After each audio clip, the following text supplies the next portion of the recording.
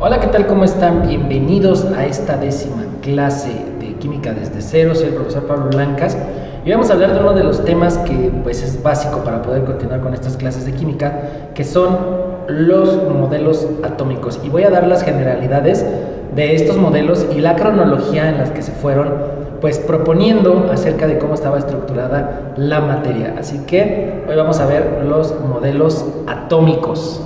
Vamos a empezar con esta primera teoría atómica, que fue la que empezó a sentar las bases para el modelo atómico que conocemos actualmente. Y es que los griegos ya comenzaban a preguntarse cómo era que estaba estructurada la materia. Entonces muchos estudiosos griegos comenzaron con estas teorías. Fue precisamente Demócrito, ¿no?, el que propuso por primera vez la palabra átomo. La palabra átomo significa asíntome corte, que significaría sin corte, es decir, la palabra átomo significa sin división. Él, a partir de las observaciones que hizo de la materia y ya dejando a un lado la idea de que la materia estaba hecha de agua, tierra, fuego y aire, pues él ya propuso, con base a sus observaciones, que la materia estaba compuesta de pequeñas partículas a las que llamó átomos. Y generó tres postulados. El primero dice que los átomos son eternos, indivisibles, incompresibles y homogéneos. Es decir, que eran parejitos en la cuestión de homogéneos, estaban distribuidos de manera homogénea también, eran eternos, es decir, que no se desgastaban, cosa que sabemos ahora que no sucede así, que eran indivisibles, que también sabemos que actualmente el átomo pues está conformado por otras partículas, entonces sí es posible, además de dividirlos, ¿no? Ahí tenemos la fisión nuclear y bueno, eso hablaremos más adelante. Entonces, esto fue lo que él propuso como primer modelo. Prácticamente lo que él decía pues era que la materia estaba compuesta pues de partículas, ¿no? Que además variaban en forma, tamaño, pero no en cualidades, es decir, aunque unas eran más pequeñas que otras, pues en su interior, en lo que es la parte interna, pues eran exactamente iguales y no variaban en nada. Y que dependiendo de su agrupación son las propiedades que la materia iba a presentar. Entonces, por ejemplo, aquí el agua, ¿no?, va a presentar estas características de ser poco viscosa, de moverse, etcétera, de que sea un líquido, debido a la distribución que tiene el agua de estos átomos que él ya había empezado a proponer, ¿no? Fue la primera propuesta, la de Demócrito. El siguiente modelo atómico que salió después de las propuestas que tuvo Demócrito fue el de precisamente el modelo de John Dalton. Y es que allá por el 1808 John Dalton dio a conocer su primera teoría acerca de cómo estaba constituida la materia. Él decía los siguientes postulados. Él decía que todos los elementos estaban formados por pequeñas partículas llamadas átomos, y de igual manera que Demócrito él decía que eran indivisibles, cosa que ya vimos que no es verdad. Y pues ese fue el primer postulado, ¿no? Los elementos están compuestos por átomos, que son partículas indivisibles. El segundo dice que todos los átomos de un elemento son iguales, es decir, los átomos de plata van a ser iguales a los átomos de plata. Un átomo de hierro tiene que ser igual a otro átomo de hierro, y estos átomos van a formar al elemento hierro, y todos esos átomos que conforman al hierro van a ser de hierro, ¿no? Otro postulado dice que los átomos se combinan para formar compuestos. Aquí ya él comenzaba como a representar esta parte de tener, por ejemplo, los hidrógenos del agua que combinados con el oxígeno, no es una doma, es oxígeno, pues producían ya lo que era el compuesto pues del agua, ¿no? Que ahora conocemos, que es el H2O. Entonces él decía que los átomos se iban a combinar para formar estos compuestos. Estos elementos se iban a combinar para formar compuestos. Las reacciones químicas es una forma en la que se reorganizan los átomos. Él decía, un elemento X se va a combinar con otro elemento Y para formar un compuesto, pero a la vez este puede reaccionar con otro compuesto para hacer una organización de los átomos y tener un material diferente, ¿no? Y el último postulado decía que los átomos no cambian. Es decir, él decía que los átomos permanecían inmutables, cosa que sabemos ahora que no. Ahora sabemos que, por ejemplo, por cuestiones de radioactividad, el uranio, por una degradación atómica, puede llegar a convertirse en un torio, en un isótopo del torio, y el átomo pues ya se vio modificado en sus características y se convirtió por esa degradación en otro elemento. Estas fueron las aportaciones de John Dalton. El siguiente modelo atómico propuesto fue el modelo atómico de J.J. Thomson en 1904, ya como más hacia nuestra era, nuestra época, nos vamos acercando. Y pues resulta que él empezó a experimentar, bueno, en aquella época los científicos ya empezaban a experimentar desde el descubrimiento de la bomba de vacío, pues con estos tubos de vidrio a los que le sacaban el aire y comenzaban a experimentar. Ya saben que todo nace por curiosidad. Pues qué pasaba si hacíamos pasar conectábamos una corriente eléctrica en un tubo al vacío, qué es lo que sucedería, y se dieron cuenta que se generaban haces de luz, ¿no? Entonces estos haces de luz les llamaron rayos catódicos. Thomson lo que hizo fue modificar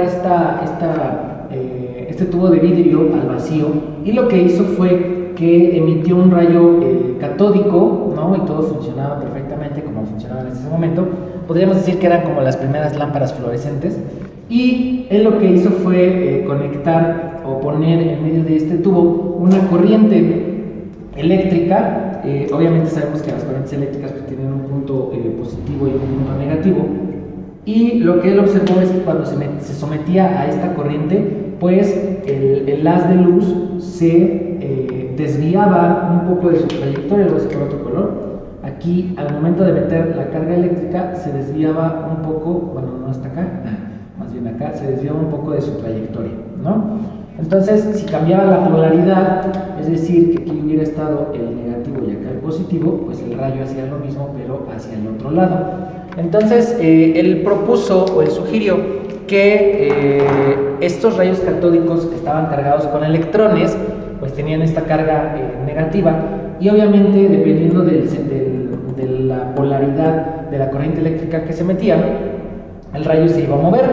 La conclusión de este estudio es que los átomos contenían partículas negativas a las que él llamó electrones, y propuso un modelo muy similar, que todos hemos oído de él, a un budín de pasas. Él decía que este átomo tenía dentro de su masa cargas positivas, ¿no? Era una masa de carga positiva, pero que incrustados como si fueran las pasitas de un panqué o ahora las chispas de chocolate en un panqué, pues estaban incrustadas dentro del átomo, y a estos los llamó electrones, ¿no? Entonces estos electrones, estos electrones que tenían una carga negativa estaban en una masa de cargas que tenía carga positiva, y este fue el modelo de Thomson, que también lo llamaron el modelo del budín de pasas. Entonces, o del panque de pasas. La aportación más importante que tuvo Thomson a los modelos atómicos fue el descubrimiento de esta partícula con carga negativa llamada electrón. Después del modelo de budín de pasas tenemos un siguiente modelo atómico que obviamente fue elaborado retomando la idea de Thomson, que fue Rutherford. Rutherford propuso otro experimento en el cual puso una caja de plomo con un poco de radio radioactivo, y obviamente la mayoría de los rayos alfa que emitía este material pues los absorbía el plomo. Recuerden que el plomo es lo único que absorbe radiación, por eso se usa cuando se sacan radiografías. Los técnicos radiólogos usan unos mandiles de plomo precisamente para bajar la intensidad de la radiación. Pero hizo un pequeño agujero en esta caja donde pues obviamente se iba a escapar una cierta radiación, y ese rayo de partículas alfa los hizo pasar a través de una lámina de oro. Lo que él esperaba, debido al modelo atómico de Thomson, él lo que esperaba era que al momento de que pasaran los rayos, porque él decía que era como un budín de pasas, ¿no? Thomson, que el momento en que pasaran los rayos a través del átomo de oro, de esta lámina de oro, pues no iba a haber nada que perturbara que los rayos alfa pasaran sin ningún problema. Pero, ¡oh sorpresa!, se encontró con un comportamiento muy diferente. Lo que sucedió fue que efectivamente la mayoría de los rayos pasaron a través de la lámina sin ningún problema, ¿no? Pero, oh sorpresa, se encontró que una pequeña cantidad de rayos se regresaba, ¿no? Y pues si lo queremos comparar con una analogía, sería como dispararle una bala a un pañuelo y que la bala te rebote, ¿no? Entonces lo que realmente sucedió fue que al pasar estos rayos por el átomo, pues obviamente algunos sí pasaban, pero había algo ahí en ese átomo que hizo que estos rayos rebotaran del átomo. Entonces, lo que él propuso fue, efectivamente el átomo tiene cargas negativas, pero también debe tener ciertas cargas positivas, y además la masa de este átomo debe de ser pequeña para que precisamente estos rayos puedan pasar y algunos reboten. Es como atinarle justo en ese centro donde existe esa masa. Y entonces lo que él propuso ya como modelo es que, voy a borrarle aquí que no me cabe. Lo que propuso él es que el átomo tiene un núcleo, ¿no?, que está cargado positivamente, y que los electrones están girando alrededor de ese núcleo, ¿no? O sea, alrededor del núcleo están girando los electrones. Solamente así se podía explicar que pues estos rayos regresaran, ¿no? Les digo, es como disparar un pañuelo y se te regresa la bala. En conclusión, lo que el modelo atómico de Rutherford aportó fue que los átomos tenían un núcleo que estaba cargado o que tenía cargas positivas, a las que llamó protones, y que los electrones se encontraban alrededor de este núcleo, y que la mayoría de la masa de este átomo estaba en ese núcleo. Esas son las aportaciones de Rutherford. Después vino el modelo de Bohr, que fue uno de los modelos, bueno, que ya fue el modelo que estableció más como la estructura del átomo que hoy conocemos. Y es que el problema que tenía el modelo de Rutherford era que pues se salía un poco de las leyes newtonianas y no explicaba muy bien cómo es que los electrones, si giraban alrededor del núcleo, pues no caían y colapsaban hacia el núcleo, y cómo era que se mantenían ahí sostenidos, ¿no? Entonces llegó Bohr con su teoría, y él lo que propuso fue este modelo en forma de sistema planetario, y él decía que los átomos tenían ciertos orbitales que mantenían a los electrones, pues precisamente, ahora sí que precisamente en su lugar. Él decía que el máximo de orbitales que podía tener un elemento era de 7 electrones, y que los electrones, o que más bien había diferente número de electrones dependiendo del nivel energético en el que se encontraran, ¿no? Estos niveles, pues a él los describió como el nivel K, L, M, N, O, P y Q, y cada uno tenía sus propios electrones. Esto explicaría, ¿no? Estos orbitales tenían una energía, lo que explicaría que no se fueran hacia el centro y que se mantuvieran dentro de sus órbitas. Uno de los postulados más importantes de este modelo era que decía él que los electrones no desprenden ni ganan energía, sino cambian de orbital. Es decir, cuando tenían un electrón en cierto orbital, el electrón estaba ahí con su energía del orbital y no pasaba absolutamente nada. Pero que si el átomo era excitado por alguna cuestión externa, entonces el electrón saltaría de nivel, ¿no?, lo que produciría ahí un momento energético, absorbería energía para poder cambiarse de nivel, y que en algún momento, cuando se dejara de exaltar o de excitar ese electrón, pues regresaría emitiendo una cierta energía a la cual llamó cuantos, ¿no? Es una energía de regreso a la cual llamó cuanto. Y ese es uno de los postulados más importantes. Él decía, los electrones no ganan ni pierden energía mientras no cambien de nivel energético, ¿no?, de orbital.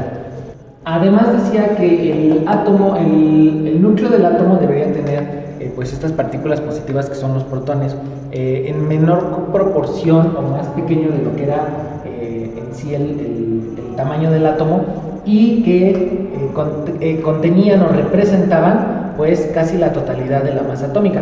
Por eso es que cuando buscamos la masa atómica de un elemento, lo que tenemos que sumar, una de las consideraciones a sumar, son los protones. Ya después vimos que se descubrieron estas partículas con carga neutra, que se llaman neutrones, ¿no?, que también están en el núcleo, y pues es así como él concibió este modelo, ¿no?, ya con niveles energéticos bien definidos y con una cierta cantidad de electrones en cada uno de los niveles. Esa sería la generalidad del modelo de Bohr. En la clase número 11, que es la que sigue, vamos a ver ya cómo es que Bohr proponía esta estructura, y vamos a ver el último modelo atómico, que es el modelo cuántico, que es una modificación de Bohr, ya que Bohr solamente podía explicar el átomo del hidrógeno, ¿no? El átomo del hidrógeno era el perfecto de su teoría, entonces genera la teoría cuántica, que es la que le da apertura a que los demás elementos pues puedan coincidir con algo muy parecido a lo que Bohr había propuesto. Entonces nos vemos en la clase 11 para ver cómo funciona este modelo de Bohr y poder entrar al modelo cuántico del átomo, que es el que vamos a estar utilizando pues con más frecuencia, y que va a explicar tabla periódica, reacciones, electrones de valencia, etc. Soy el profesor Pablo Blancas y nos vemos en la siguiente clase de Química desde cero.